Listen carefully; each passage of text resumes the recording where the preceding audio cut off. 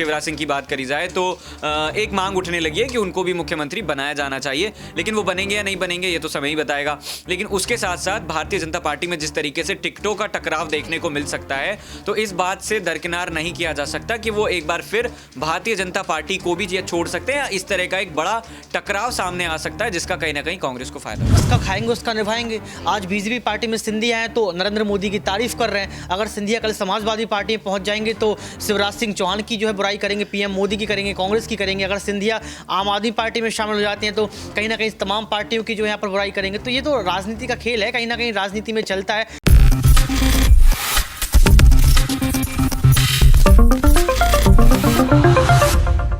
उसूलों पर जहाँ आ जाए टकराना ज़रूरी है। अगर जिंदा हो तो जिंदा नज़र आना ज़रूरी है। ये बात साफ तौर पे ज्योतिरादित्य सिंधिया ने कही थी।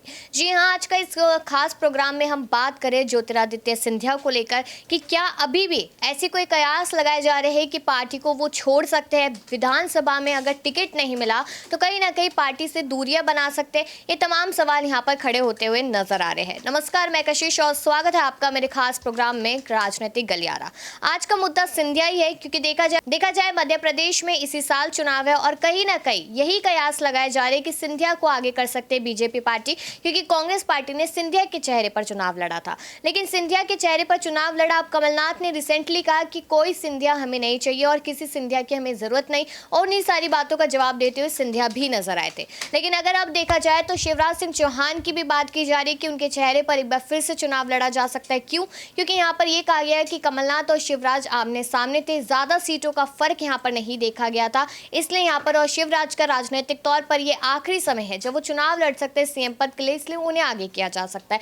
लेकिन अब यहाँ पर जो बड़ी खबर सामने आई है वो ये है, सिंधिया यहाँ पर बगावती तेवर दिखा सकते हैं अगर उन्हें विधानसभा में टिकट नहीं मिलता है तो। आखिरकार बीजेपी क्यों नहीं देगी उन्हें टिकट? क्या ऐसा कोई कारण यहाँ पर बनता नजर आ रहा है? इसी मुद्दे को लेकर भी बातचीत करेंगे। सवाल लगातार बने हुए सिंधिया को लेकर, क्योंकि सिंधिया ने एक बार बगावत की है और अगर बगावत एक बार इंसान करता है तो दूसरी बार भी वो बगावत कर सकता है, और कहीं ना कहीं ये कयास अभी भी लगाए जा रहे हैं। देखा गया था कि जब चुनाव हुए थे मध्य प्रदेश में, उस समय पर यहाँ पर 15 महीने कांग्रेस सरकार चली और यहाँ पर सिंधिया 22 विधायक और 5 मंत्रियों के साथ बीजेपी में आ गए। उसी बीजेपी में, उसी पीएम मोदी की सरकार में, जिसको लेकर लगातार तंज कसते थे और सर्कस का शेर कहते थे पीएम मोदी को, आज उन्हीं की सरकार में नजर आ रहे हैं। आखिरकार ऐसी कौन सी मजबूरी रही? अभी यहाँ से बगावत हुई कांग्रेस पार्टी से, अगर यहाँ पर टिकट नहीं मिलता तो क्या अब बीजेपी से भी बगावत कर सकते हैं? ये सवाल यहाँ पर है। तो सबसे पहले सवाल कपिल से ही रहेगा मेरा। काफ़ी सारी जानकारियां मैंने दी है, लेकिन अगर कहीं ना कहीं देखा जाए कि जिस पीएम मोदी को लेकर सर्कस का शेर कहते थे सिंधिया, आज उन्हीं पीएम मोदी के गुणगान गाते हैं, तो यहाँ पर ऐसे नेता जो एक बार बगावत कर सकते हैं, दूसरी बार कैसे विश्वास उन पर किया जा सकता है? बिल्कुल सही बात कही है कि जिस तरीके से कहा जाता है कि सिंधिया जो है उनके पास तो महाराजा के नाम से वो जाने जाते हैं, उनके पास जो पहले भी पद रहा है और आज भी पद है, लेकिन ये भी कहा जाता है सिंधिया के बारे में कि वो अपने समर्थकों के लिए लड़ने के लिए भी तैयार हो जाते हैं, और कहीं ना कहीं कांग्रेस छोड़ने की ये एक बड़ी वजह मानी जाती है। फिलहाल की अगर बात करी जाए तो भारतीय जनता पार्टी में जिस तरीके से तमाम अटकलें लगाई जा रही हैं कि मुख्यमंत्री पद को लेकर अगर शिवराज सिंह की बात करी जाए तो एक मांग उठने लगी है कि उनको भी मुख्यमंत्री बनाया जाना चाहिए, लेकिन वो बनेंगे या नहीं बनेंगे ये तो समय ही बताएगा। लेकिन उसके साथ साथ भारतीय जनता पार्टी में जिस तरीके से टिकटों का टकराव देखने को मिल सकता है, तो इस बात से दरकिनार नहीं किया जा सकता कि वो एक बार फिर भारतीय जनता पार्टी को भी ये छोड़ सकते हैं। इस तरह का एक बड़ा टकराव सामने आ सकता है जिसका कहीं ना कहीं कांग्रेस को फायदा हो। तो आपको ऐसा लगता है कि अगर सिंधिया यहाँ पर 1% बीजेपी को छोड़ भी देते हैं और अगर अपनी अलग पार्टी बनाने के सोचते हैं, क्योंकि अगर वो इंपॉर्टेंस उन्हें एंड टाइम पे नहीं मिल पाती पार्टी में, तो क्या आपको लगता है कि अकेले सिंधिया यहाँ पर कुछ ऐसा कमाल कर सकते हैं, अपनी पार्टी को मजबूत कर सकते हैं, लोग उनका साथ देंगे जिस तरीके से वो कहते हैं कि सारी जनता मेरे साथ है? बिल्कुल, मेरा ऐसा मानना है कि सारी जनता वाकई में उनके साथ है, क्योंकि जिस तरीके से अगर हम बात करें कांग्रेस ने चुनाव जीता था और उसके बाद कहीं ना कहीं अहम भूमिका उन्हीं की थी, और जब वो भारतीय जनता पार्टी में जाकर शामिल हुए तब उनके साथ तमाम बड़े विधायक मौजूद थे, और अगर ऐसा ना होता तो भारतीय जनता पार्टी की सरकार ना बन पाती। और जिस तरीके से आपने बताया कि एक नई पार्टी अगर वो बनाते हैं तो मेरा ऐसा विश्वास है कि मध्य प्रदेश की जनता उनका साथ देगी। एक तो महाराज जैसी उनको संज्ञा दी जाती है, राजघराने से वो आते हैं, दूसरी तरफ उनकी पकड़ अच्छी खासी है, और इसी वजह से कांग्रेस में भी उनका एक बड़ा पद था। हालांकि कांग्रेस उन्हें किसी भी वजह से छोड़नी पड़ी, जिसमें कहा जाता है कि समर्थकों जो उनके समर्थक थे उनको उतना सम्मान नहीं मिला, ये एक बड़ी वजह थी।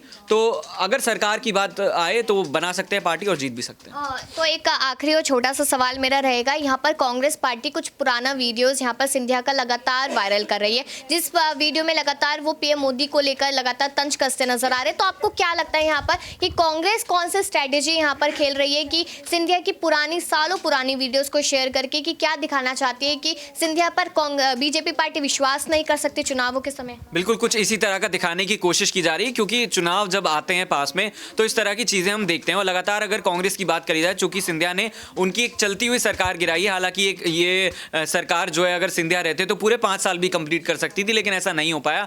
और इसी का जो दुख है वो लगातार हमें देखने को मिल रहा है। कभी कमलनाथ जो है वो तंज कसते नजर आते हैं, कभी दिग्विजय बोलते हैं, कभी कांग्रेस का आला कमान जो है वो सिंधिया को बोलता हुआ नजर आता है। हालांकि ऐसे कम मौके नजर आते हैं, लेकिन जहां तक मुझे लगता है तो ये अब नजर आ रहा है। यहाँ पर कपिल ने अपनी बात को रखा और कहीं ना कहीं समझने की यही कोशिश की गई यहाँ पर कि जो सिंधिया है वो पूरी तरीके से यहाँ पर कोशिश कर रहे हैं, लगातार यहाँ पर कोशिश कर रहे हैं कि उनके जो विधायक जिनको वो लेकर आए थे, जो नेता है वो इसी तरीके से उनके साथ रहे। लेकिन यहाँ पर टिकट का जो यहाँ पर मामला देखने को मिल रहा है वो कहीं ना कहीं यही कहता नजर आया कि टिकट की वजह से यहाँ पर भारी नुकसान देखने को मिल सकता है। ये बात यहाँ पर साफ तौर पर कही जा रही है। तो यहाँ पर ऋतिक से भी कुछ सवाल रहेंगे मेरे। अगर देखा जाए तो सिंधिया इस वक्त बहुत ज़्यादा ज़रूरी है, ट्रेंडिंग टॉपिक मान लीजिए सिंधिया को कि सिंधिया इस वक्त है तो कहीं ना कहीं पार्टी है।